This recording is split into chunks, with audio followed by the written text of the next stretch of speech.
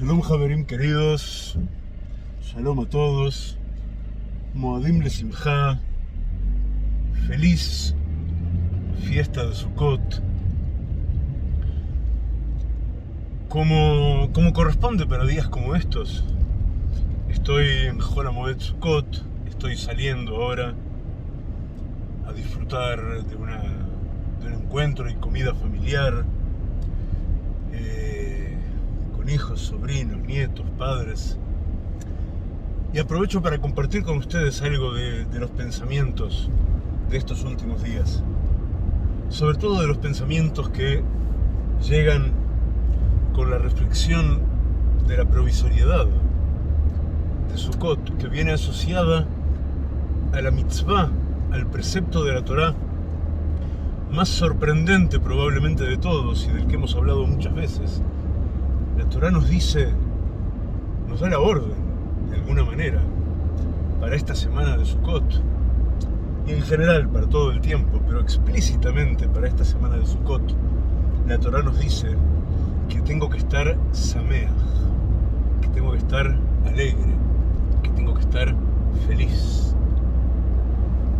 Y entonces, cada vez que llegamos a Sukkot, y sobre todo en años tan problemáticos, en lo colectivo y en lo particular, como este, yo busco otro nuevo ángulo desde el que entender, otro nuevo ángulo desde el que subirme a la idea esta, de la simjá, de la alegría obligatoria. Ayer de noche, tarde en la noche, me hice un postre al Yom Tov con un par de conferencias del brillantísimo profesor Micha Guzman. Y en una de estas conferencias él me hizo acordar de algunos puntos clave y muy fáciles de entender para hacernos un diagnóstico de nosotros mismos y desde el diagnóstico ser capaces de elaborar un buen plan de acción, porque al fin y al cabo queremos ser enteros, queremos ser felices, queremos geulá, queremos ser buenos. Y para todo eso hay que aprender y hay que comprender.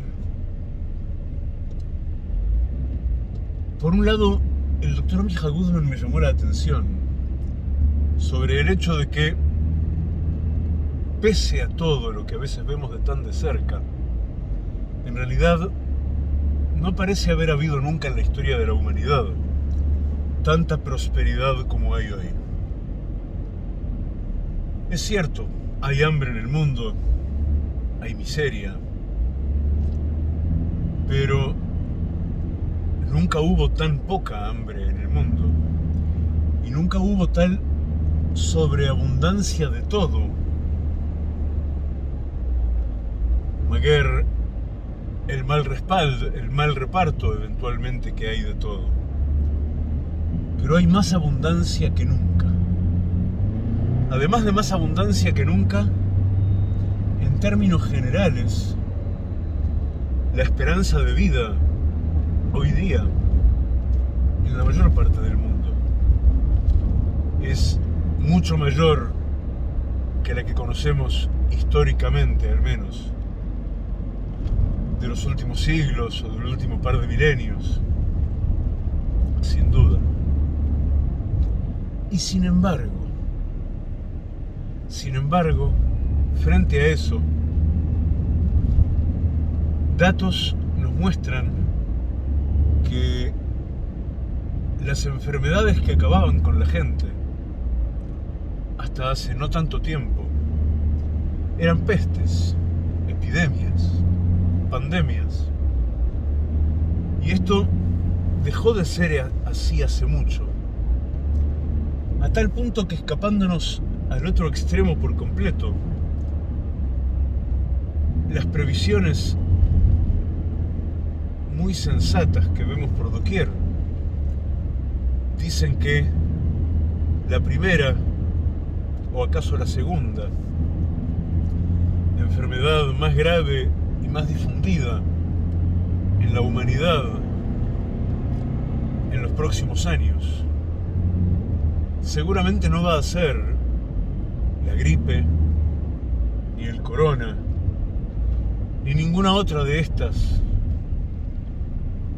epidemias virales, sino que la enfermedad a la que más vamos a tener que abocarnos a comprender, a tratar, a curar, me atrevo a decir, a hacer chubá por ella, es la depresión clínica. Pese a que hay más abundancia que nunca, y pese a que el nivel de vida, la calidad de vida, entre muchas comillas, ha aumentado muchísimo. Fijaos, por esta ruta 85 que cruza de este a oeste, mi querida Galilea, mi querido Galil, ahí afuera de estos vidrios, debe haber en este momento por lo menos 33, 34 grados. En cambio, yo estoy recorriendo esta ruta en este coche bendito que me pone la temperatura en 20 y poco, con moderación, me hace mimos. Y si yo leo en el Zohar, por ejemplo, en el Zohar hay tantos episodios en que Rabbi Shimon Bar Yochai u otros de sus discípulos o de los sabios de su tiempo recorrían este mismo trayecto, claro, sin ruta asfaltada, y lo hacían a pie o a lomos de burro. Caramba, puedo decir que tengo a mi alcance una comodidad que no hubo nunca antes. También puedo decir que probablemente esa comodidad de la que disfruto hoy día y que no hubo nunca antes, no me ha hecho más fuerte, me ha hecho más débil. Yo seguramente no podría completar una caminata de esas que hacían Rabbi Shimon Bar Yochai y sus discípulos, que de repente salían de Merón, cerquita de donde salí yo, cerquita de mi casa, y iban hasta Aco. Me faltan 30 kilómetros para llegar a Aco, y no voy a llegar a Aco en realidad. Y de pronto iban hasta Lud, que es otros 140 o 150 kilómetros rumbo sur, y lo hacían caminando, y no tenían seguramente grandes botellas y barriles de agua que llevar consigo y todo eso. Eran mucho más fuertes y resistentes que nosotros, y por consiguiente es probable que tuvieran mucho más autoconciencia, y al ser más conscientes de sí, eran mucho más resilientes, atribuían muchísima menos importancia al dolor, a la penuria, al sacrificio. Sabían quiénes eran y a dónde iban y por qué iban a dónde iban y qué debían esperar y qué era lo que se esperaba de ellos. Y en medio de tanta comodidad, de tanto confort de que disfrutamos nosotros, caramba, en general da la impresión de que sabemos muchísimo menos. Me van a perdonar, me tengo que poner los lentes de sol, porque la luz está muy muy fuerte. Y Baruch Hashem, hasta lentes de sol tenemos. Imaginaos, no creo que tuvieran lentes de sol hace 2000, 2500 años para caminar por estas tierras maravillosas.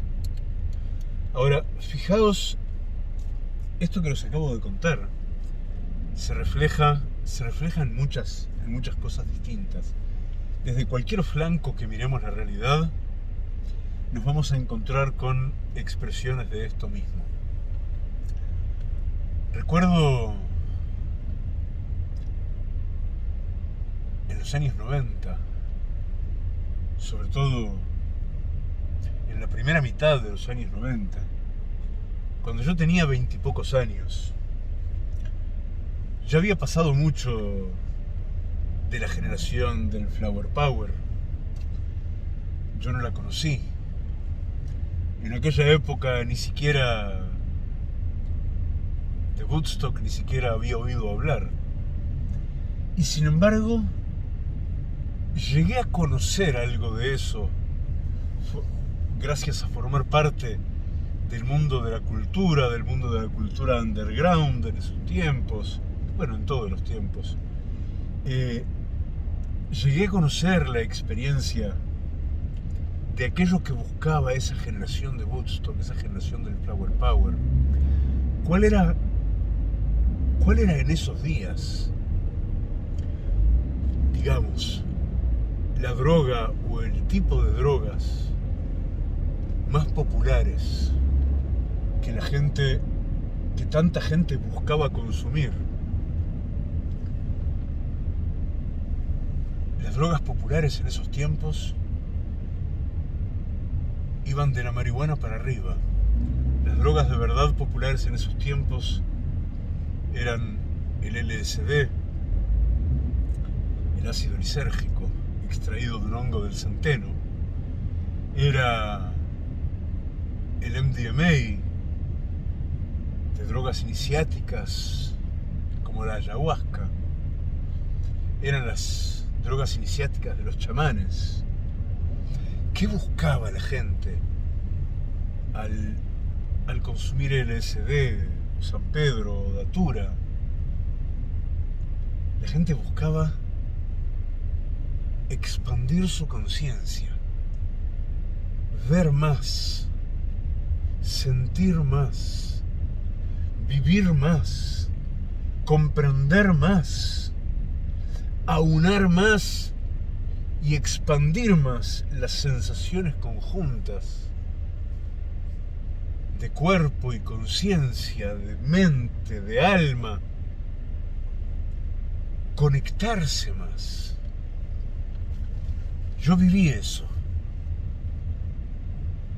Yo viví eso ya no en el tiempo en el que eso era popular, pero viví eso y me hizo descubrir dentro de mí mismo cuestiones fascinantes, a tal punto que os he contado en algún video de mucho tiempo atrás de mi primera experiencia con ayahuasca y cómo fue el chamán peruano del Amazonas que condujo aquella primera experiencia mía de ayahuasca, el que me mandó a volver a mi Torá de modo completo, el que me mandó ocupar esa curiosidad y ese anhelo de conocimiento, de sabiduría, de integración, de autoconciencia, de percepción de lo divino, aprovecharlo con la herramienta más grande, que es la Torá, y dentro de la Torá, lo profundo de la Torá, las aguas profundas de la Kabbalah. Ahora, lo que importa de todo esto es que hace 50, 60 años había una ola muy grande de gente buscando sentir más, y para eso consumían esas drogas mayormente criaturas divinas que Hashem puso en la naturaleza para nosotros. Preguntaos cuáles son las drogas de mayor consumo hoy día, las drogas que la gente más busca, las drogas que la gente suplica recibir, conseguir y consumir. Os voy a decir, todo empieza en los analgésicos. Todo empieza en todos los tipos posibles de pociones químicas para calmar el dolor del cuerpo y el dolor del alma. Es tremendo esto. Y en su cúspide, en realidad, los dolores del cuerpo y los dolores del alma de la gente tienden hoy día a desembocar en el mundo de los opioides. Ya en muy pocas ocasiones estamos hablando de opioides naturales, pero de opioides, al fin, sintéticos. Opioides contra los dolores crónicos de espalda, opioides para la depresión, opioides para todo. ¿Para qué sirven esos opioides? Sirven para lo contrario de aquello para lo que servían las drogas de las que hablábamos recién. Aquella generación buscaba sentir más. Esta generación busca sentir menos. Y eso es un llamado de atención, una alerta tremenda, que me lleva a darme cuenta de que esta crisis general, global, en que se encuentra sin duda la humanidad entera, esta crisis entre dos extremos tiene que tener una resolución en un tercer punto que no parece que en general hayamos estado viendo. Antes de llegar al tercer punto, vamos a mirar esta misma oposición desde otro flanco de la realidad.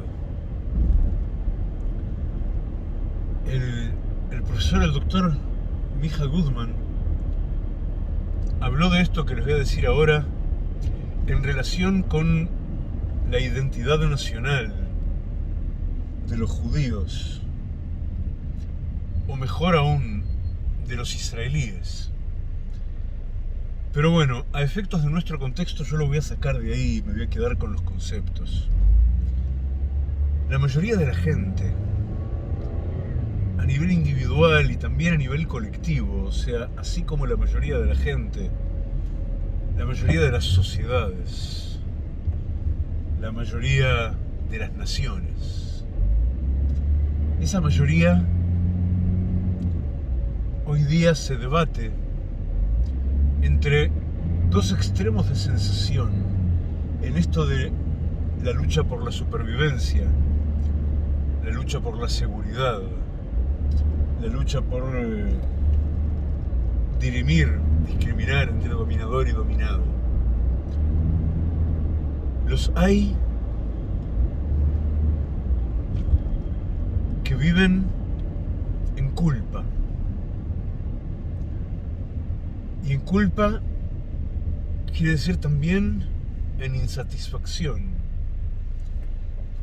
Y en insatisfacción quiere decir también en miedo. Y todo eso junto quiere decir también en incapacidad de autoconciencia sana y en incapacidad de amor. ¿Por qué? Porque si yo vivo en culpa, por ejemplo, porque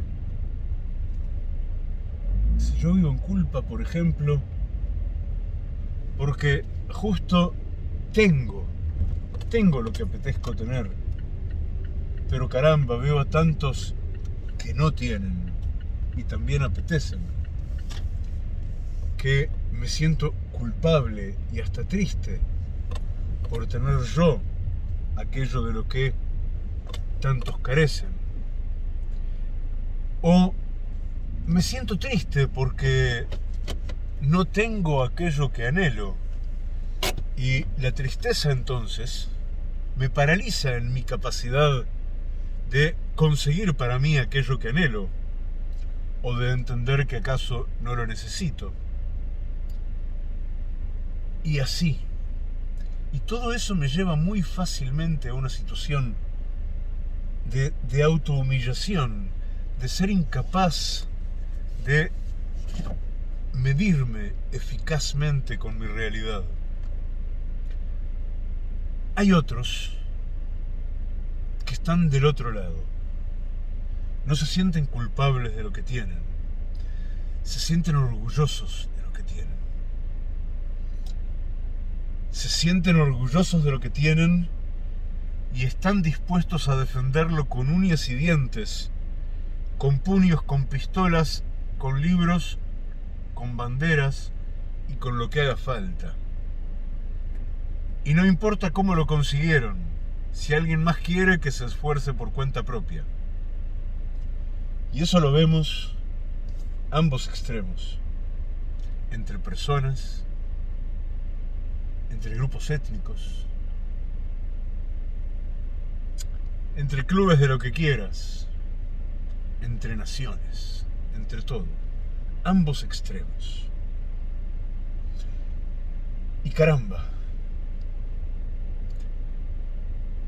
tercer faceta de lo mismo, y es la última porque nos va a llevar a la síntesis.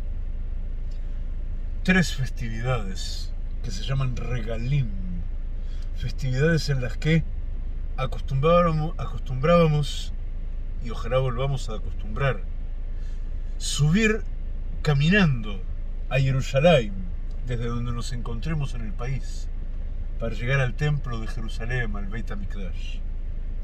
La primera en el mes de Nisan, la festividad de Pesaj, en la que conmemoramos que salimos de la servidumbre, salimos de la esclavitud, salimos de la humillación, salimos de la indignidad, rumbo a la libertad. La segunda, Shavuot.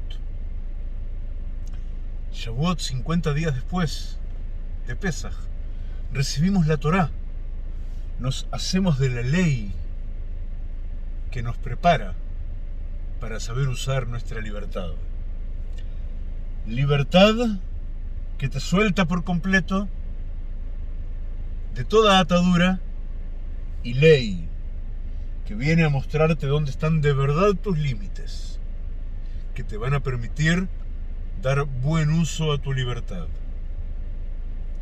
Por último, Sukkot, donde estamos ahora, la festividad de la simjá, de la alegría, y no de cualquier alegría, la alegría que sale de lo más adentro de uno, independientemente de qué tengo o de qué carezco. Esa alegría que se